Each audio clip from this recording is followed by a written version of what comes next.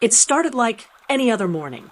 No warning, no omen, just an old house breathing in the quiet before sunrise and an old body taking inventory before standing up.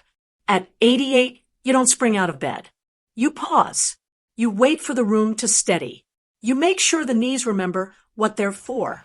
Coffee, oatmeal, the radio murmuring about mild temperatures in the mountains. On the kitchen counter sat my grandson's academy photo. 92 days, he told me the night before. Graduation. You better be there. I told him I've never missed a deadline. I meant it. That's how the day began. I drove because the leaves were turning and the air felt honest. If you're around my age, you understand that pull. You go see something beautiful while you still can. The curve didn't look dangerous. I remember noticing the brake pedal felt softer than usual.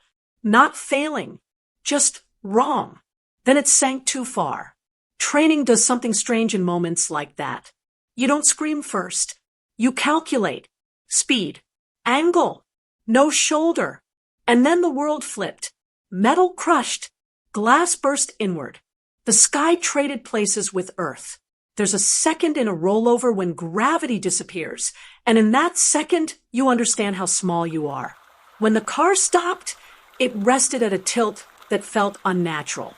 I couldn't tell which way was upright. My ears rang like someone had fired a weapon beside my head. Blood ran warm along my temple and into my collar. I tried to move my left arm. Pain, sharp enough to make me stop. Stay with it, I told myself. It took nearly a full minute to unclip the seatbelt. My fingers felt thick and unresponsive. My breathing came shallow at first. Shock does that, especially at my age. When I dropped sideways against the interior door, nausea hit. I closed my eyes and one honest thought surfaced. This might be it. Not dramatic, not cinematic, just arithmetic. 88. Mountain road. Overturned car. Alone. That was the first crack in my composure.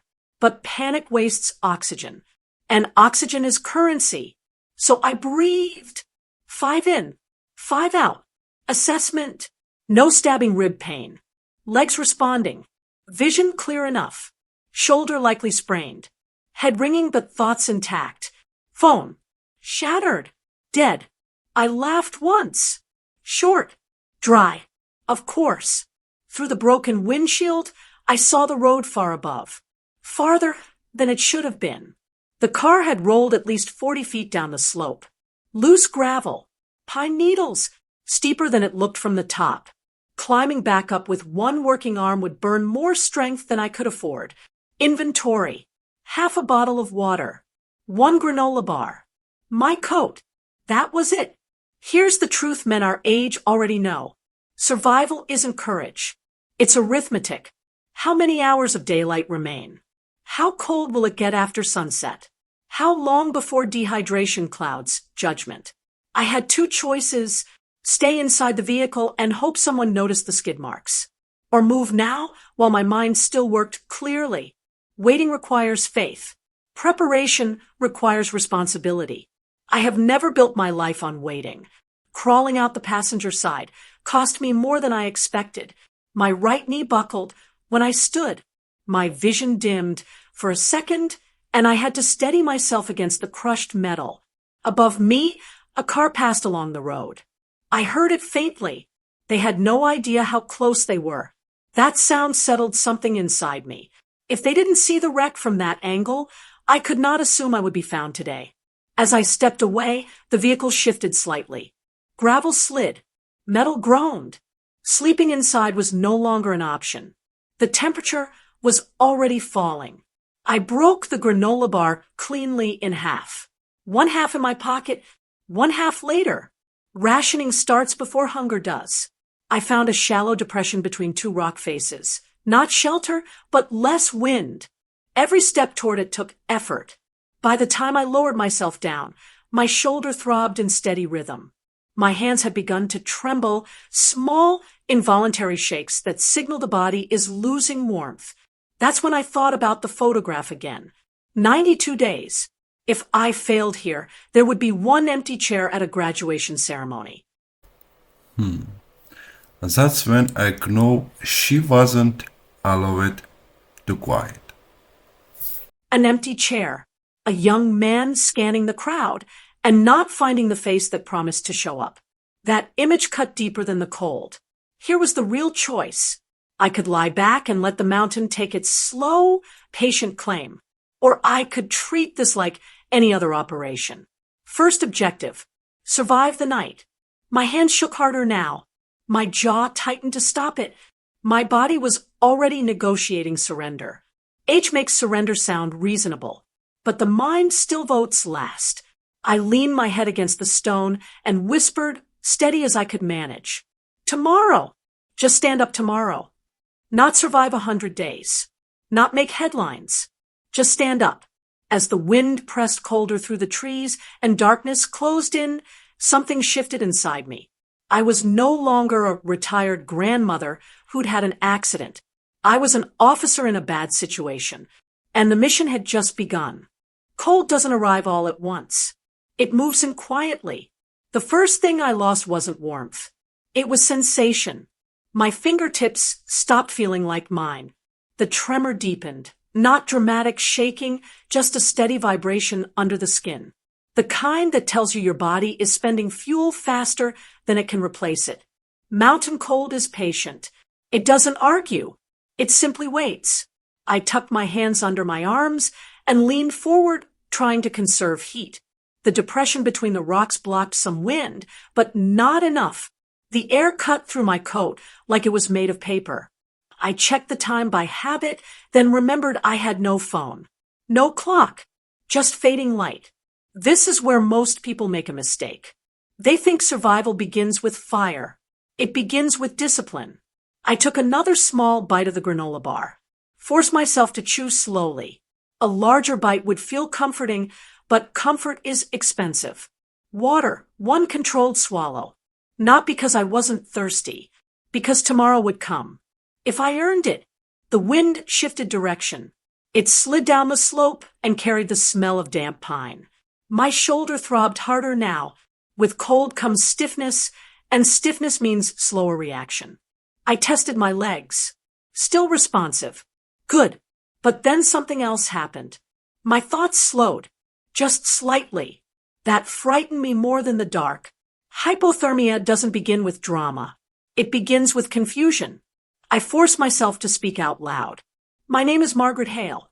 Hearing your own voice keeps the mind anchored. I served 40 years in the United States Air Force.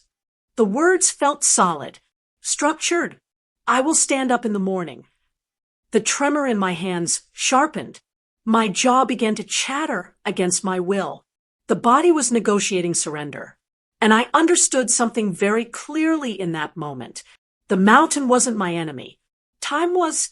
I had one more problem. The car. If the temperature dropped low enough, remaining exposed like this could push my body beyond recovery. The vehicle offered insulation, but it also risked sliding further down the slope if the ground softened overnight. I looked back toward it, dark shape against darker trees. Returning meant climbing partially up loose gravel in the dim light. Risk of falling. Risk of triggering movement. Staying meant accepting steady exposure. Two imperfect options. This is what leadership feels like at its core. Choosing between risks. Not between comfort and danger. Between danger and greater danger. My breathing was slower now. Too slow. That concerned me. I made the decision. I would return to the vehicle, but only to retrieve what insulation I could, not to sleep inside it. Moving warmed the body. Even inefficiently. The climb back up toward the wreck cost me more energy than I wanted to admit. My shoulder screamed when I used it to steady myself. My boots slipped twice. Gravel slid beneath me. At one point I froze, listening. The car shifted again, just a fraction. Metal complaining against gravity. I swallowed hard. If it went further, I would lose the only supply source I had. I reached the passenger side and tore loose what remained of the floor mat. Insulation. Thin but something. As I stepped back, the ground beneath the rear tire gave way slightly. The vehicle lurched. Only inches, but enough. My heart hammered. If I had chosen to sleep inside it, that shift could have pinned or crushed me in the dark. That decision probably saved her life. I didn't celebrate. I moved back down carefully, slower now. By the time I returned to the rock depression, full darkness had settled. The temperature had dropped sharply. My breath hung in the air. I wrapped the torn mat around my torso and tucked my hands under it.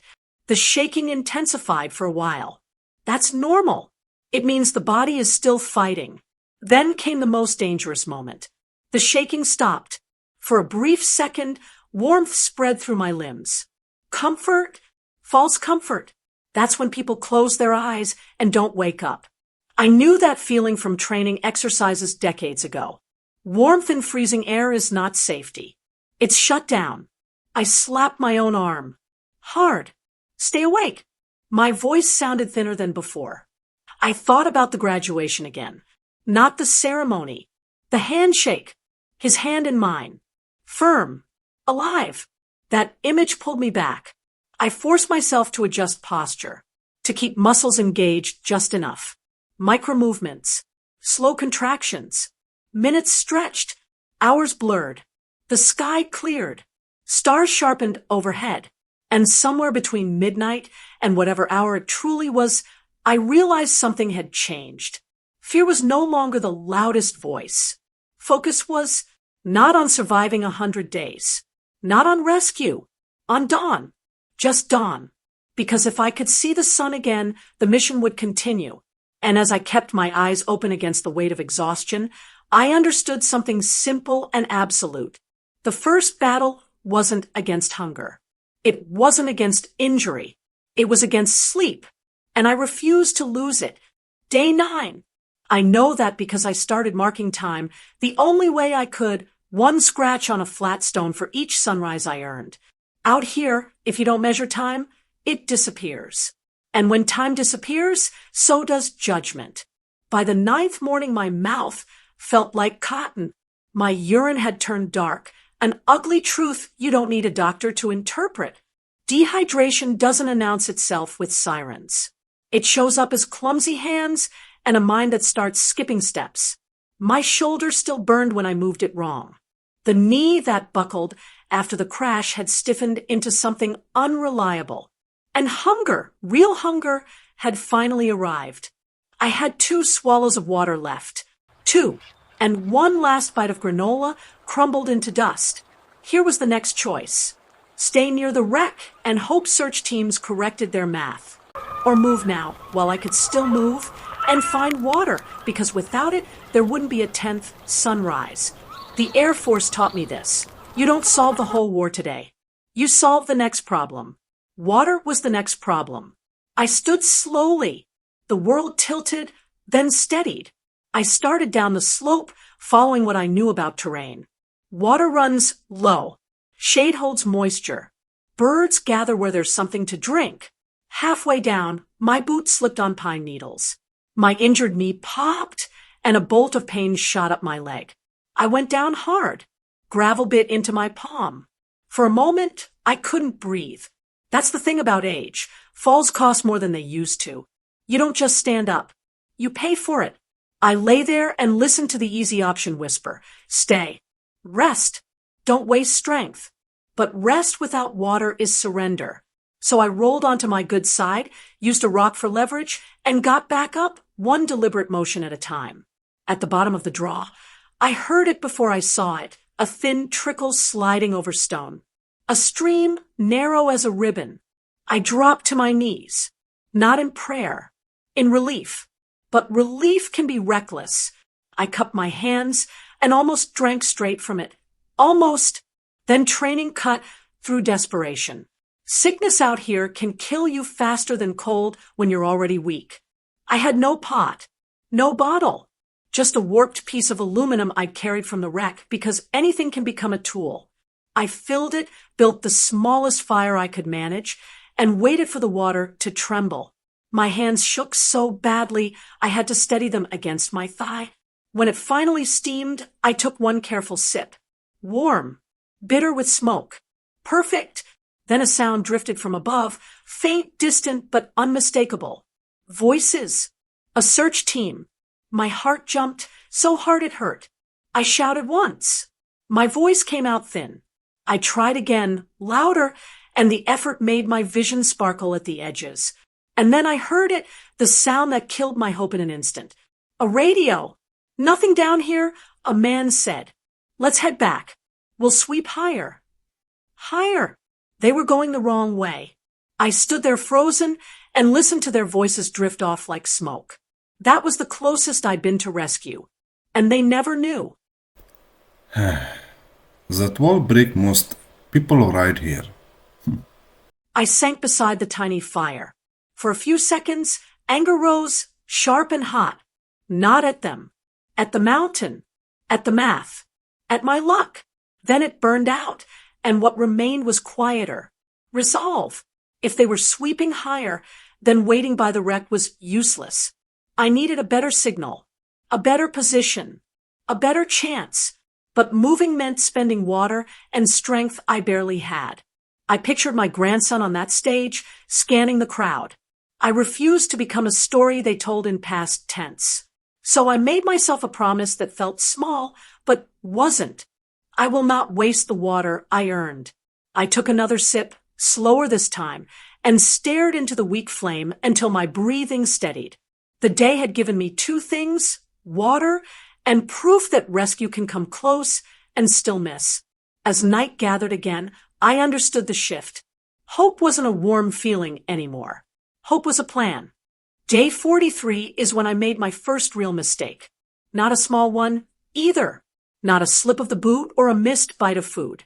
A decision mistake, the kind you make when your mind is still sharp enough to plan, but your body is no longer strong enough to pay for the plan. Up to that point, I'd been working the same small triangle, the wreck, the stream, the thin shelter of rocks and broken wood. It wasn't living. It was managing decline. But it was predictable, and predictability keeps you alive. Then the thought came, quiet, convincing, get higher. If search teams were sweeping above me, maybe I needed to be where a pilot's eyes would naturally go. A ridge, a clearing, a place where smoke would rise clean and visible. You hear the logic, don't you? It sounds right. And that's why it was dangerous, because logic doesn't feel the weight of 88 years in your bones. I waited for morning light, took a careful sip of boiled water, and started climbing. At first, the climb felt almost empowering. My legs burned, but they were moving. The air was thinner up there, colder, sharper, like it wanted to scrape the lungs clean. The wind came stronger, pushing at my coat and stealing heat even in daylight. I told myself I could handle it. I had handled worse. But the higher I went, the more I noticed what I'd traded away. Shade disappeared.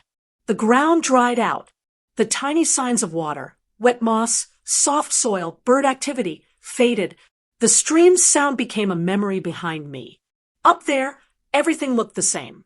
Rock, pine, sky, and the wind. Always the wind. On day 47, I realized my mistake in a way I couldn't argue with. My mouth went dry faster. My hands shook even when I wasn't cold. I'd stopped to rest, and the rest wouldn't restore anything. I was spending more than I could earn. That night, the temperature dropped hard. The wind found every gap in my clothing. I pulled my coat tight, and for the first time in weeks, I felt a new kind of fear. Not the fear of dying. The fear of making the wrong decision and never getting the chance to correct it. So here was the next choice. Keep climbing stubbornly because I'd committed to the idea, or admit the truth and go back down, even though going down would cost me strength I didn't have. Pride is expensive in the wilderness. It charges interest. I turned around. The descent was worse than the climb. My knee didn't like the angle. My shoulder didn't like the balance work. Twice I had to sit down and wait for my heart to stop pounding. By the time I reached lower ground again, I wasn't relieved. I was reduced. The days blurred after that. I kept moving between small points, measuring effort, counting swallows, chewing tiny pieces of whatever I could manage. Hunger wasn't a feeling anymore. It was a constant background hum, like tinnitus. Then came day 61. I remember the morning because it was quiet, too quiet. No birds, no breeze, just a flat stillness that made everything feel heavier. I opened my eyes and tried to sit up. My body didn't respond. Not fully. My legs felt like they belonged to someone else. My hands were there, but weak, slow. I tried to push myself upright, and my arms trembled, then collapsed.